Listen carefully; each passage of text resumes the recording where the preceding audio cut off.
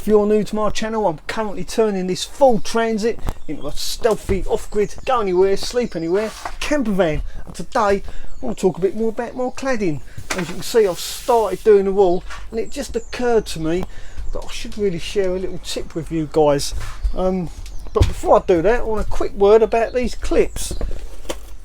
Someone said, why don't you use these cladding clips? Why do you drill holes like this and put screws in?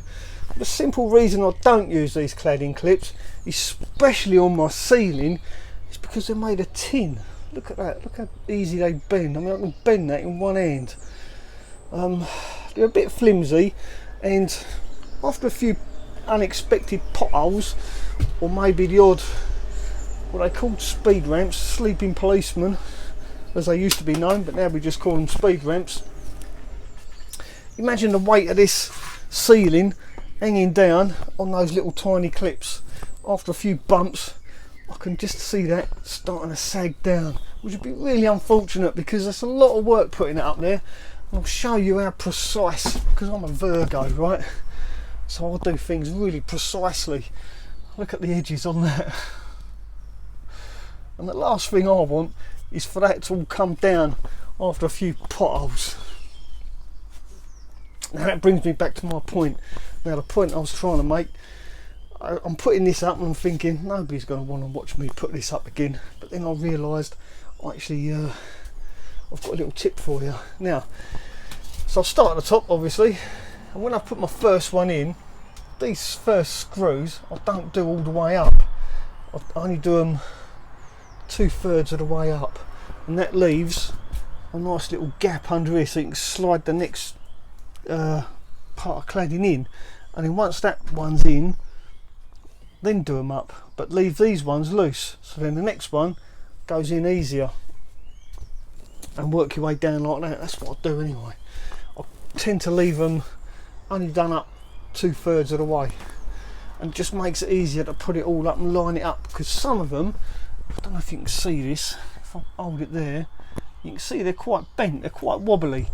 These planks, they're quite wobbly, and if these are fitted flush against the side, when you go to put the next one in, because it's wobbly and bent, and this one's nice and straight because it's held against the side of the van, it makes it really difficult to slot them in, especially over such a long length. Look at the length of that, I mean, it's nearly 3 meters long. And if you've got a wobbly panel, when you go to slide the next one in, if there's no movement in it, it makes it really difficult. So there's my tip of the day. Don't do the screws up all the way straight away. Okay. Now another thing, when you buy these slats in Wickes or B&Q's or any other DIY store for that matter, they come in packs of 5. Be very selective on what packs. Don't just pick a pack off the rack and put it in your trolley. Be very selective, because some of them are split all the way down the middle. You get some planks with knots in, like this. These big old knots. Hang on, too high. I'm trying to do this one-handed, it's really difficult. Yeah, you get knots like this. And if you get a pack with all the sheets have got knots in, it's really annoying because they're just no good. They don't look good at all. But yeah, I'm very selective on the packs I buy. I'll take each pack off the shelf, and I'll try and look at each individual slat inside, just to make sure they're nice. I mean, you're going to get the odd one or two, but it's a really good idea to just be really particular. Now this one's actually shop damaged. It's got scores in it. I don't know if you can see that on camera, but there's like where it's been in the shelf. So I'm going to chance my arm. I'm going to take this one back, see if I can get a refund on that one, because I can't use it, and it's the good side that's damaged as well. Here's another example. Look at that, it's got holes going right through it. Right there, look. Now obviously I can cut these down and maybe not use that part of it, but that's not the point. The point is to try and buy them, buy the nice packs, which is what I'm going to be doing next. These, what I've got here, I think there's a couple here that are still good, but out of the 5 packs I brought yesterday, I've got 3 sheets that are no good, which isn't bad, I don't think. Yeah, 5 packets I brought. So 3 bad ones out of 5 packs. That's not bad going. And I literally looked at every packet on the shelf, and that was the Wickes in Sevenoaks. So I know that the Wickes in Sevenoaks, there's no good ones left. So tomorrow I'll be going to Gravesend and looking through their packs, because I still need probably another 4 packs to finish this wall off. Yeah, I measured it out. I need 4 for this wall, and I need 3 short packs for that wall, and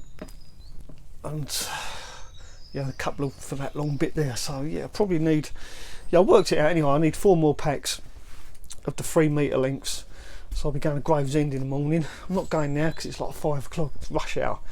I don't fancy that. I've still got plenty to do. I can still finish off this bit here. Yeah, see what I can salvage out of those. But yeah, I just wanted to bring you up to date on that. So there you go. That's a little update for today's progress. Not really much, but I just thought I'd share that little tip with you about not doing your screws up. Don't do them right up tight until you're finished, and then do them all up. It just makes it easier to slide it all together. I think I'm doing really well. What do you think? Comments below. Well, anyway, if you like this video, give me a thumbs up. If you're new to my channel, do please consider subscribing. That way you won't miss me turning this full transit into a stealthy off-grid urban campervan type go anywhere thingy-majig. Right, I'm going to crack on, get this done before it gets dark. Just want to make a quick video just to show you. It just occurred to me that that might help somebody out. Right, ta-ra for now. Thanks for watching.